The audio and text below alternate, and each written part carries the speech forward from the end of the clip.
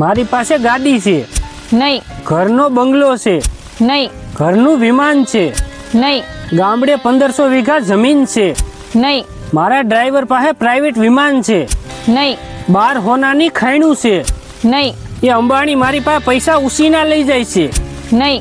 આ દુબઈમાં મારી પાસે આંબાના ખેતર છે. નહીં. અને મારી પાસે પાણીપુરીની દુકાન છે. પકોડી, ગોલગપ્પા. પાણીપુરી, ગોલગપ્પા, પકોડી.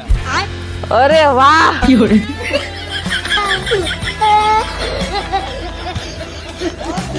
દિલમાં બહુ દર્દ છે ગુડી, પણ હું શું કરું? દાડીએ તો જવું જ પડશે. હો હા ઓ હાલો.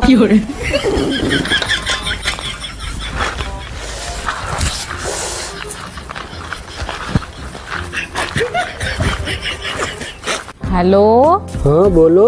હું શું કહું તમને, હું મળવા આવી છું ને તો પૈસા હાવ થઈ રહ્યા છે. 3000 રૂપિયા મોકલાવી દ્યો ને. બસ પૈસાની યાદ આવી ગઈ.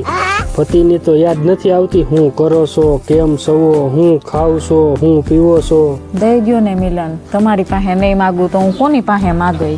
દઈ દ્યો ને, ખોટી મગજમારી ન કરો. એ મારી પાસે પૈસા નથી દેવા. દઈ દ્યો ને, ખાલી 3000 ની તો વાત છે. હા હો, નાખી દીધા 3000 આવી ગયા. બસ હા નાખી દીધા તો આભાર કર્યો. તમે નહીં દો તો કોણ દેહે? 3000 દીધા એમાં તો એમ કહે છે કે આખું ઘર નામે કરી દીધું, પ્રોપર્ટી નામે કરી દીધી હોય એમ. મૂકો ફોન, કાપો.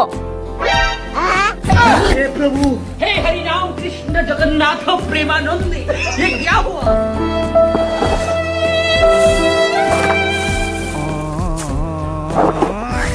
આ દેશની બરબાદીમાં ખબર તમને કોનો હાથ છે? કોનો હાથ છે? નથી ખબર હો.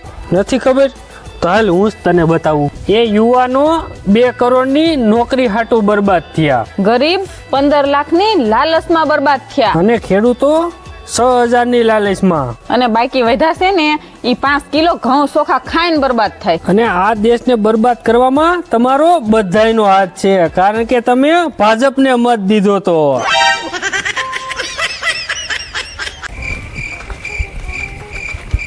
એક્સક્યુઝ મી, હું તમને બહુ જ પ્રેમ કરું છું. તો કરતા રહ્યો, હું ક્યાં ના પાડું છું. એ હું તમને મારો જીવ પણ આપવા તૈયાર છું. મારે જીવ બીવ નથી જોતો. આઈફોન આપી શકો તો બોલો. અરે તમે મારી વાત સમજતા નથી. હું તમને સાચો પ્રેમ કરું છું.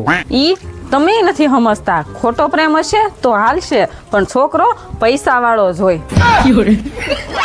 મારી પાસે 40 રૂપિયા છે. 20 જોતા હોય લઈ લો.